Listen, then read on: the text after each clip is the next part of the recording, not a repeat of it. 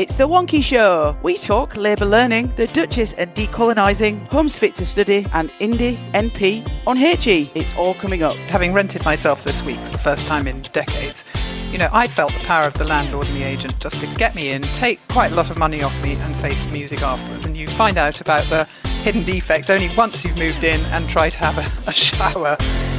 Students are in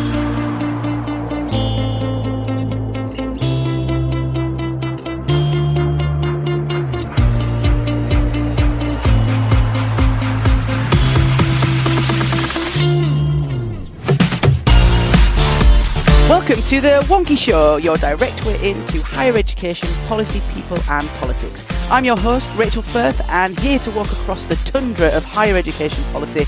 As usual, we have three excellent guests. In Chiswick, we have Mary Curnock Cook, Serial Non-Exec Director.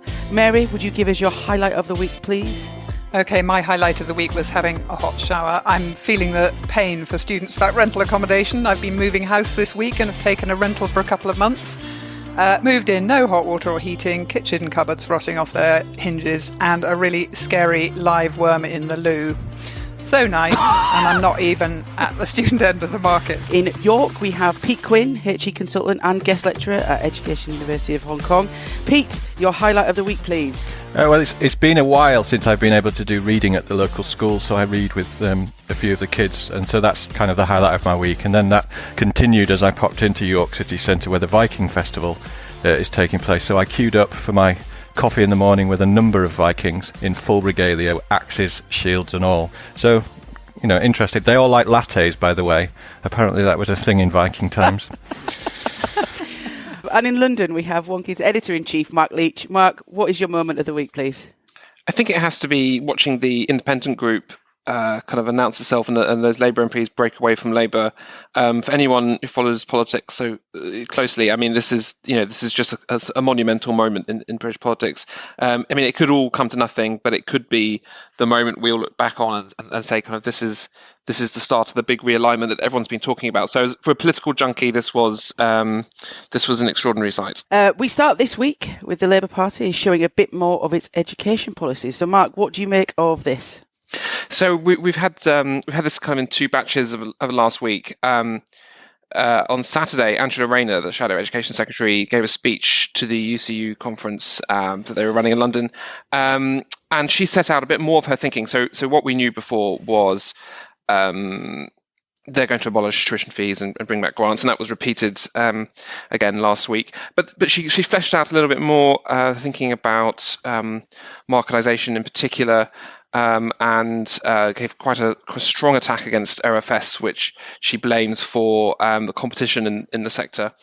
And that was interesting because I think it just gave us a kind of flavour, which I'll come back to. And then the second thing that happened was Gordon Marsden, the Shadow HE Minister, announced a kind of anti-auger review of adult education, which includes lots of luminaries from the worlds of education skills, including friend of the show, Andy Westwood, who's advising it as he's advised pretty much every skills review now for the last couple of decades, which is good to see. So that'll be interesting to see what comes out of that. I want to talk, though, just a bit about the Rayner stuff that we got from the weekend. And so I used to be a Labour advisor. I worked for Shabana Mahmood, who was a Shadow Universities minister when Ed Miliband was leader. And so I've got direct experience of trying to make opposition policy for Labour on higher education. So that was essentially my job for a couple of years. I don't think it's a stretch to say that UCU is geared up essentially to write these policies for the Labour Party. And not many people know this, but my job kind of existed because of this very reason. The UCU General Secretary came to Shabana when she got given the Shadow Universities brief and said, it's all fine. Essentially, we'll run your policy operation. Here are the lines about casualisation, about pay ratios, about marketisation in the sector. You don't need to worry because we'll take care of kind of the policy end. And Shabana, being Shabana and sort of independent, spirited person, thought, well, who is this person? Why should I take their advice?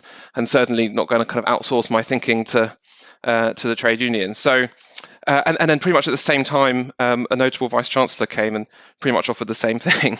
And Shabana thought, well, I'm not going to be captured either by the trade union or the sector in this way.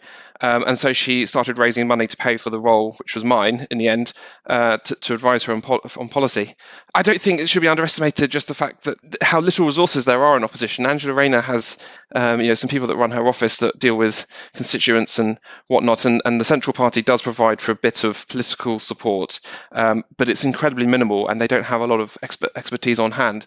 And I was just struck by this because the lines that she was giving at the weekend at the UCU conference were literally UCU lines down the line. I mean, from pay ratios to marketisation, it looked like a UCU press release, and that's fine because I think there's obviously a political alignment between Rayner and where UCU are, and it obviously plays to the kind of academic gallery quite nicely. But I just wanted to kind of share that anecdote about how kind of policy comes about, because I think it's little understood. Mary, if I may, what did you actually make of these suggestions of what Angela was saying? Well, the one that caught my eye was the inclusion of a look at credit accumulation and transfer in the Lifelong Learning Commission.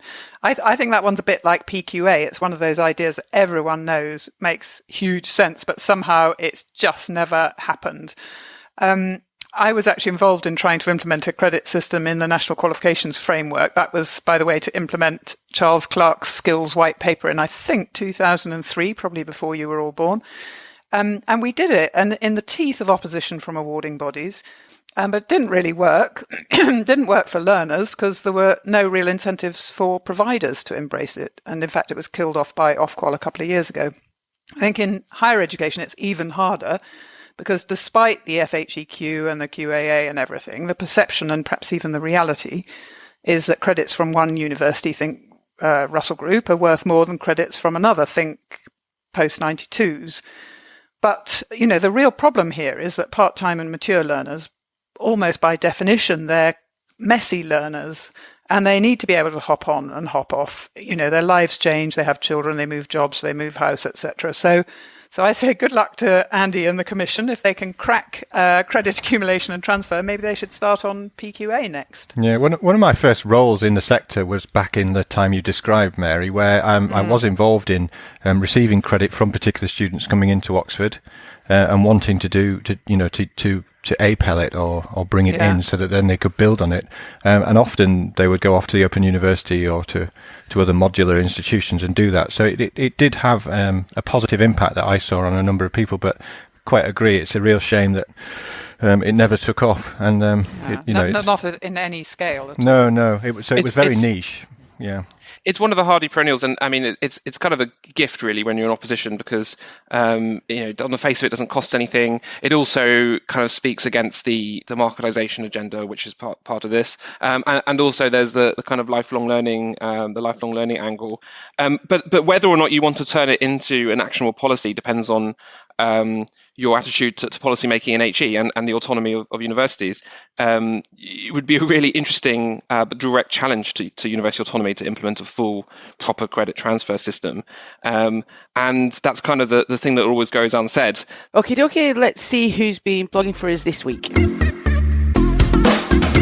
Hi, my name's Stuart Johnson. I'm Director of the Careers Service at the University of Bristol. And I've got an article this week on Wonkhe about a change to the employment metric that the OFS released quietly in October. The reason it's significant is because of the TEF independent review, which is currently ongoing and will close on the 1st of March. And the particular change is the change to what was called the highly skilled and further study metric and is now called the highly skilled and higher study metric. And that small change means that professional qualifications, which aren't higher than the study the student was doing previously, are counted as negative in the TEF, the Teaching Excellence and Student Outcomes Framework. So if you have a law student going on to do a legal practice course or a bar professional training course, or perhaps a history student doing a graduate diploma in law, and they go on to that within your university or on someone else's, it will all be negative in the TEF. And you might like to raise that in the independent review. Hello, I'm Richard Brabner, Director of the UPP Foundation. My piece for Wonkhe this week proposed the establishment of what we call University Community Foundations, one of the recommendations to come out of the UPP Foundation's Civic University Commission report. Three of the challenges to universities' civic commissions, which the Commission uncovered over the course of the last year, are, in a nutshell, how do we fund this? How do we ensure there is a strategy and action based on the real needs of the local community? And how do we ensure it has an impact? I argue that an independent university community foundation, a completely new type of charity inspired by both the corporate and community foundation movements, would play a part in overcoming these challenges through the dual benefit of being integrated into the community or having the capacity of the university behind it. Do check out the article, and I'd be delighted to hear or read your thoughts. Right, decolonising university curricula has been put back on the agenda after Meghan Markle, the Duchess of Sussex, visited the City University in London on one of her first outings as patron of the Association of Commonwealth Universities, or ACU as they're known.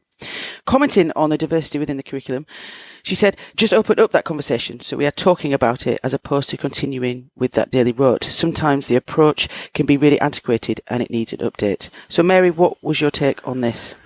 Oh, well, this is the Duchess of Chiswick here. I've looked at this decolonising the curriculum, and it seems to be a term that's used collectively to talk about, I think, 3 different strands as far as I can make out. So one is the diversity in the curriculum, including post-colonial thinking and writing.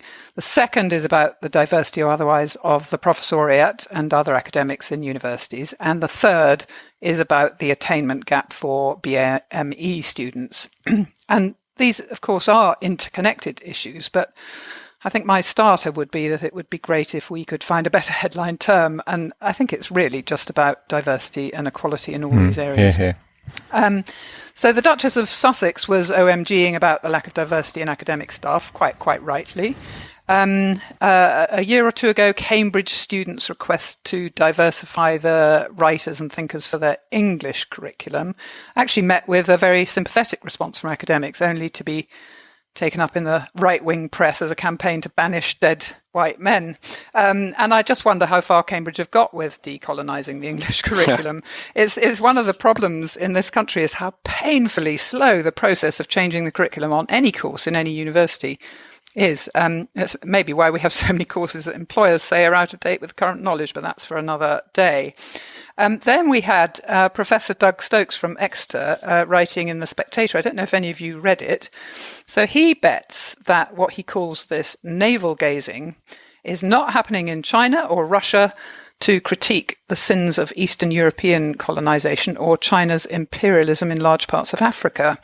And he argues that the last thing our universities need are to have male, pale and stale voices sidelined. Now, are you keeping up? No, me neither. So we need to have more, of course, more female and ethnic minority academics in our universities, and we do need to tackle the BAME attainment gap.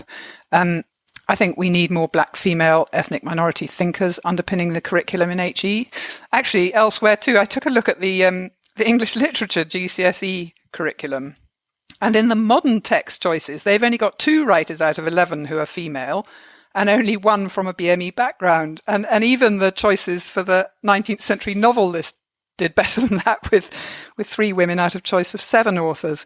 So maybe this goes further than higher education. But anyway, my starter for 10 is, couldn't we just have a more sensible conversation about the issue if it weren't tagged as decolonisation? And I say 3 cheers for more diversity of writers and thinkers in the curriculum. And of course, I speak as a female, pale and stale voice. I think this issue is a kind of classic. It's a classic culture war and classic kind of intergenerational war issue that likes to get picked up, particularly by the right-wing press. I think you're right that the kind of the way it's described, the decolonising, it probably doesn't capture this agenda sufficiently. But every time this comes up, it just highlights the kind of the massive gap there is between commentators and policymakers and politicians and kind of the sensibilities of a generation coming through the education system at the moment, and the kind of sneering that goes on about young people who have the temerity to question their curriculum, what they're being taught, and how it, how diverse it is or how it represents them, and it's very uncomfortable making every time that happens, because, as I say, it kind of exposes that gap. I think good on the Duchess of Sussex for bringing it up, I think, I agree with Mary that we need to reframe it if it's actually going to start getting any further than kind of dog whistle headline generation. Yeah, so my take on this is a more of a kind of practical, hands-on recent pieces of work I've been doing and one with the conservatoires in London and around the country who have taken this very seriously. And in the art sector, there's been quite a lot of publicity about including actors who have the particular characteristics they're portraying. So there was an excellent example of this in Bristol at the Old Vic Theatre, where the Elephant Man was played by someone with a disability, and that was seen to be a real step forward. And I think people sat up and took notice. But as well, with University of Durham, where I was recently, there was a huge push there, and the word decolonisation was very helpfully not used. What they were making the point was that they've got a hugely diverse international and more local students coming to the university, and they need more familiarity with the content.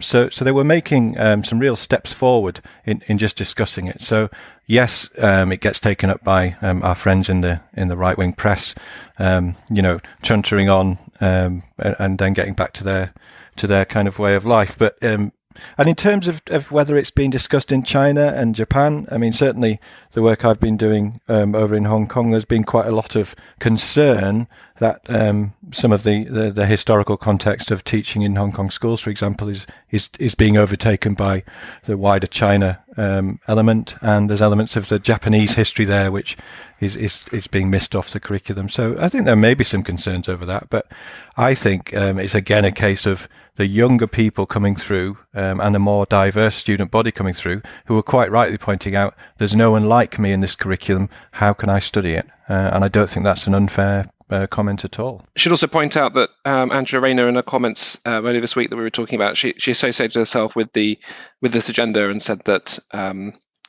universities need to look at the issue as well. So it would be interesting if kind of more meat was put on the bones in terms of the party's policy on that. If they were actually going to start talking about what universities teach, would be an interesting departure if they were put in government. I think that there's long been kind of convention that governments don't interfere with that or kind of university admissions, but so they did. The Department for Education did publish some guidance in 2017 in January, specifically around implementing the Equality Act for disabled students, creating an inclusive teaching and learning environment, and extending that.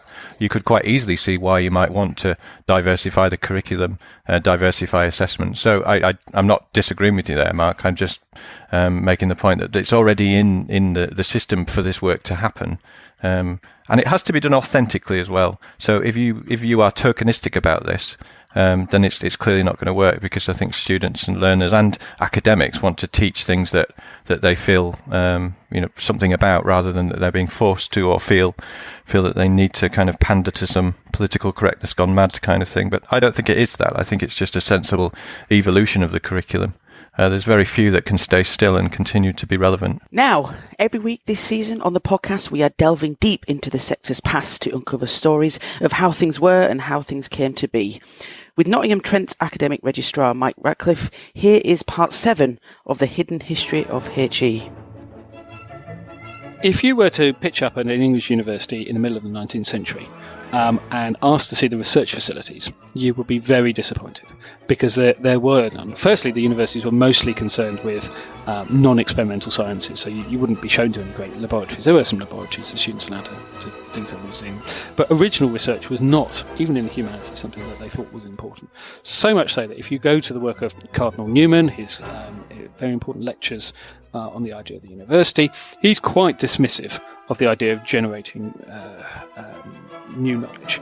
If the object of a university was scientific and philosophical discovery, I do not see why a university should have students. He's very clear that it's not any of their business. And certainly there are plenty of examples, and Oxford does very well at coming up with these examples of why universities shouldn't do research, they shouldn't do science, this isn't their business.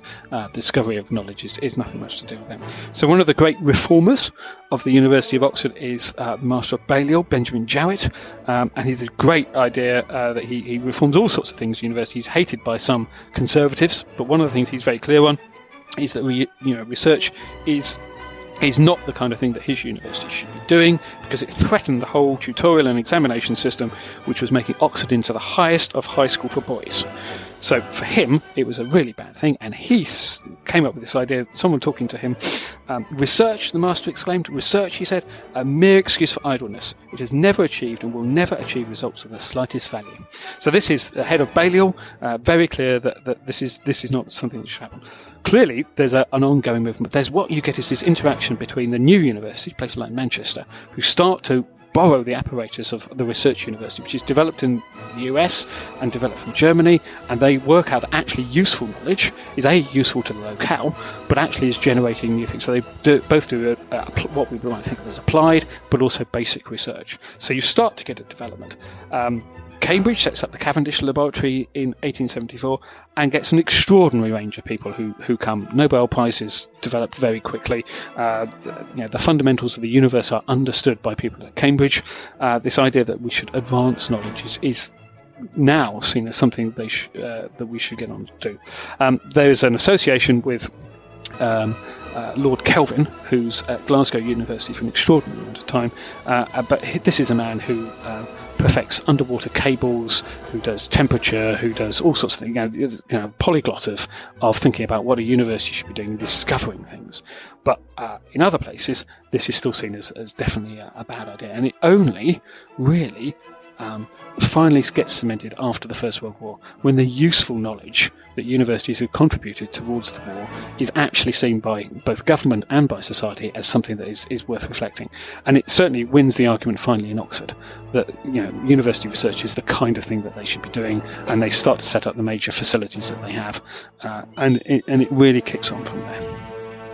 Next up, the National Union of Students, NUS, have released new research on students in rental properties. Homes Fit for Study is a report based on a survey with over 2,000 students. So, Pete, will you tell us more about this research, please? Yeah, certainly. It's a survey that the NUS have done previously, but this time there were 2,000 respondents. Lots of issues came up, so including things about upfront costs. There was dissatisfaction with whether deposits were returned, the quality of housing that students were offered and had to live in. And there were particular concerns about first in family and people from low incomes and their opportunities for housing. There's a very familiar element to it as well in terms of December being a key date. Certainly in my experience when I was at the University of York, December was suddenly a time when there was a ripple of anxiety through the undergraduate student body about who they were going to live with and where they're going to get the right houses. But I thought that was often correlated to the local providers of private housing with 5, 6, 7 bed properties who wanted to shift those early. So there was definitely a kind of element of fear-mongering and fear of missing out. But some of the comments that came out of the survey, I think, were quite familiar and were reasonable. There were others where there was a lack of rent guarantor schemes, and I did a quick unscientific poll with colleagues from Namoshi yesterday, and a number of universities do offer rent guarantors to students in particular. So York, Stirling, Greenwich, SOAS and Plymouth, amongst others, offer a rent guarantor scheme, although it only applies to particular students and it doesn't cover massive numbers of students, but that is possible. And in terms of first in family, many of the bursary schemes that are offered by universities do cover accommodation costs either on campus or off campus. I think it's just another element as well where there's sometimes confusion about why the large private providers who have sprung up in many university towns and cities are so attractive to students. And in some respects, I think their ease of access, all provided close to campus without and a fairly high standard of accommodation is offered is potentially why students are drifting to those facilities rather than renting small properties on their own. Can and should universities be responsible for private rental accommodation? Well, I've realised I've introduced the topic, but also many of the student unions that I've ever worked with or around do have advice function and do have a lot of experience and guidance to provide students with about renting, what to do when things are going wrong, checklists about how to get in to properties, taking pictures around the place, things that I'm sure Mary has been doing in her Chiswick Dutchery. But so just guidance like that. But and also certainly NASMA is the National Association of Student Money Advisors, has a presence in most universities, and they've got some really good skills and advice which are much needed by students with the pressure being put on the citizens advice services that are in. So they can't take responsibility for those issues, which we all have to face at some point as renters of property or buyers of property, etc. But they can certainly give advice and guidance on that. So I don't think it's the case that universities leave students to it. It's just they can't always respond in as quick and timely a fashion as students might wish. Yeah, but they have to. They really have to, because, as I said, having rented myself this week for the first time in decades, I felt the power of the landlord and the agent just to get me in, take quite a lot of money off me, and face the music afterwards. And you find out about the hidden defects only once you've moved in and try to have a shower. Students are in a much worse position than someone like me because they're desperate for housing. The landlords have a sort of captive market. Students are very unlikely to make themselves homeless, and there's usually kind of more demand than supply, or at least a balance. So they don't have many choices if they get in and find the place infested with vermin. And I just think that universities should and could take a strong hand in supporting their students. Most of these students, school leavers, for example, just simply won't have the confidence or the knowledge or the experience to know how to assert their rights. And the landlords are just walking all over them. I remember the same thing from when my kids were. And I don't disagree with you, Mary, but I think in many cases they're not as exposed as you perhaps expect. With certainly, I can think of accommodation booking at university. 90% of the people doing the booking were the parents, not the students.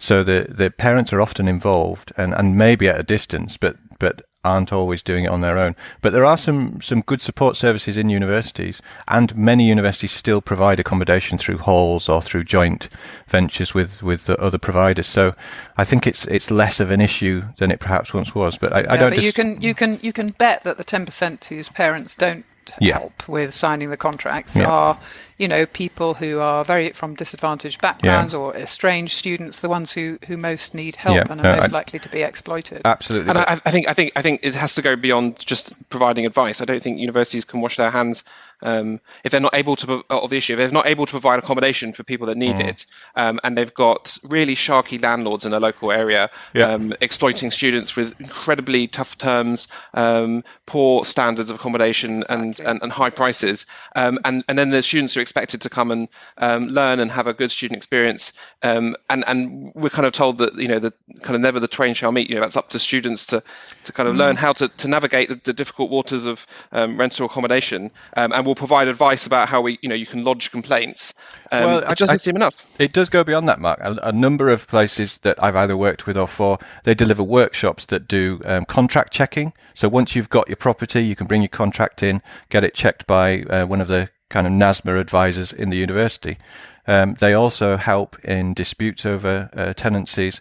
So it's not just a case of here's a fact sheet, go off and do it. There is a process, but there's also a balance between hand-holding and empowering, I think, as well. Definitely, I think that's struck by many places. But I think I don't think the universities can solve the societal issue as a whole, which Mary's currently sadly experiencing, and which I have in the past, where landlords and people who own property aren't always the best in customer service or providing what the listing says. But equally, students do have power to not rent from places, and I've certainly seen landlords getting blacklisted and not being able to let their properties because they are so poor. So it's not all black or white.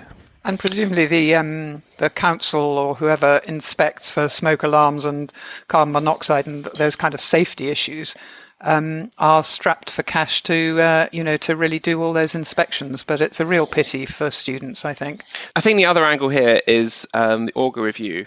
And I think there's at least a decent possibility that it's going to talk about costs of living at university, and obviously the major one being accommodation.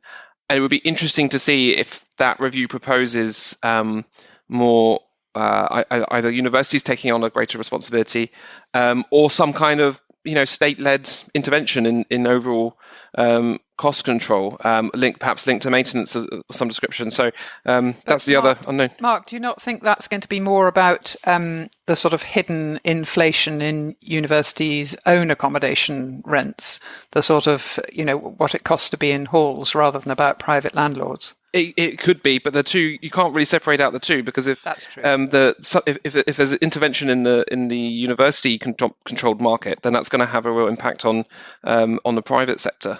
So it could shake things up. But I mean, it's still speculation. We don't know.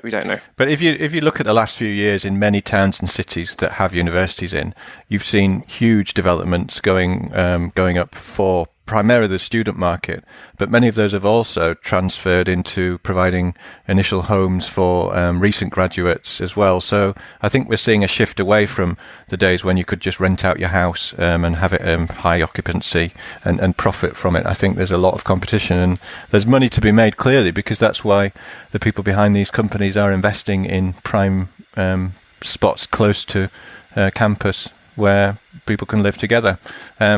It's not always the case that that's happy either, but it does seem to be working well for many students, and a big focus of those private providers is community building, and they're doing an awful lot of that and investing in that because they realise that students will want to live there based on feeling like a community and coming together. Now it's quiz time. Here to set this week's correlation question is Wonkhe's Associate Editor, David Kernahan. Welcome to Yes, but does it correlate? Does the growth of an institution predict undergraduate dissatisfaction with the timeliness of academic feedback? That's the question I'm asking today, plotting 17-18 student numbers as the percentage of 14-15 student numbers on one axis, and the percentage of respondents dissatisfied, that's scoring 1 or 2, with the speed of feedback in the 2018 NSS. Yes, but does it correlate?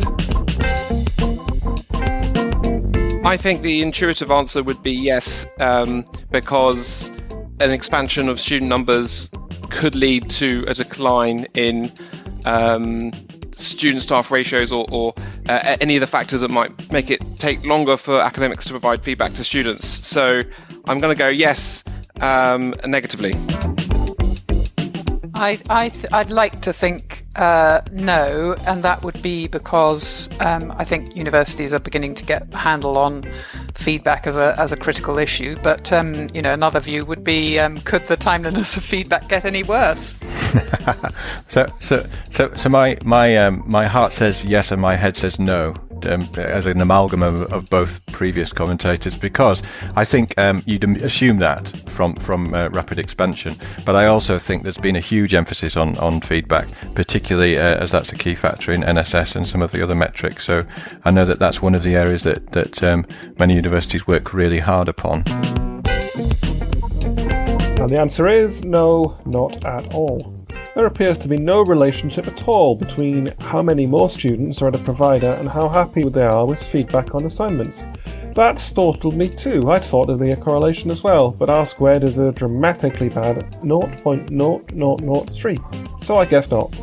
I've only plotted points for institutions with student number HESA data for 14-15 and 17-18, and decent NSS data for 2018, and where that data doesn't exist, I haven't plotted it. And finally, Chris Leslie, a member of the new independent group made up of 11 MPs as of this recording, was asked about HE policy in one of his first interviews. When asked what he thought of the complete abolition of university tuition fees, he replied, "Sounds great. The minor problem is, how do you pay for it?" Mark, could this be an early glimpse of a policy position of a newly formed political party? Yes, it might. But I think what it also highlights is a huge problem that the independent group has. On the one hand, they've got the Labour Party promising to abolish fees, and I think they're going to be incredibly wary of really big spending policies. I'd be surprised if they create a kind of full, kind of manifesto-ready set of policies in the first place. And how they square that with attracting, I guess, a mass movement. So tuition fees aren't very popular. abolishing them may not be the answer that, the kind of the panacea that some people think it might be. Just cutting them, as Ed Miliband promised at the 2015 general election, didn't really get anyone any more support or votes. And if the Tories promise that this time round again, perhaps a cut to 6 or 7, it sort of looks like a bit of a cop out. It's just not very inspiring. Just doesn't get you much support. So it's going. I think what this highlights is the fact that they're going to struggle to come up with a position that is actually going to appeal to people. I think it should also be noted that these are mostly kind of Labour moderates that have left the Labour Party, unlikely to have supported the Corbyn free education pledge in the first place. So their natural instincts will be in favour of probably some kind of tuition fee system in some form, but they don't want to look like status quo. And they certainly can't afford to be making £10 billion spending promises this far away from even forming as a political party. And maybe they should read Nick Hillman's blog this week about giving a sort of background of different political positions on tuition fees and how it had impacted on elections. And I think he found that the parties that brought in tuition fees tended to get elected, and also showed how every single party had kind of flip-flopped to both sides of the debate. But I do think that there's a lot of traction in public consciousness that reducing or removing tuition fees tends to favour richer people. So I think it would be extraordinary if this independent group went for a free tuition fee policy. Not least because it's unaffordable. But I think they may be influenced slightly by, there's a lot of noise coming out of America now about I think it's $1.5 trillion of student debt that exists in the States now, which is crippling people. And very much a narrative about the idea of you've got to go to college to get your degree, to get on in life. And a real lack of opportunity for apprenticeships and other less non-academic routes to success. And I think there will be some influence in that because even Forbes and other kind of prime commentators in the States are really starting to worry and be concerned about the impact of future talent, future generations. And it does sadden me that we just have this lack of ambition for skills and talent, and we're not funding it properly in schools, we're not funding it properly in universities, and we're transferring colleges, and not, we're just transferring the debt onto the newer generations who. Well, thankfully, we don't have nearly as punitive system as the States, and people where your credit rating is affected, where you will be hounded down for that money to the ends of the earth, where we quite rightly write it off if you can't afford to pay it back, and certainly don't take any money if you don't earn. But I think what I'm interested in is the kind of political realignment going on, and where HE is going to fall into that. So there's a number of different centrist groupings now. So we've had this first one come out of the woodwork of these MPs leaving the Labour Party and the Tory Party. But you've got at least 2 or 3 other things rumbling on in the background. So you've got the kind of Jonathan Powell, Philip Collins, these former Blairites setting up a political party largely funded by J.K. Rowling, which is meant to be launching this year. You've got the guy who runs Love Film starting a centrist political party. And of course, you've got the movement around the People's Vote and FFS, who obviously lobbying for a vote now, and the kind of hardcore Remain constituency, which is disenfranchised from both the Tory and the Labour Party at the moment, and where they end up, do they all fall into a new centrist party, or does one of the major political parties kind of reform itself and kind of bring them back into the fold? So with politics in such flux, I think it's going to be really interesting to see how these pieces get moved around. And I wouldn't rule out the Conservative Party having more radical positions on tuition fees if it was seen in the kind of the political calculation necessary to kind of win those bodies of support at a general election. So that is about it for this week. Remember to delve deeper into anything we've discussed today. You'll find the links in the show notes. And don't forget, you can subscribe to the podcast automatically. Just search for The Wonkhe Show via iTunes or your favourite Android podcast directory. or find the feed that you need on wonkhe.com/podcast. And if you fancy appearing as a guest on The Wonkhe Show, do drop us an email on team@wonkhe.com and we will be in touch. So thank you to the Duchess Mary and to Pete and to Mark, everyone at Team Wonkhe for making it happen. And until next week, stay independent.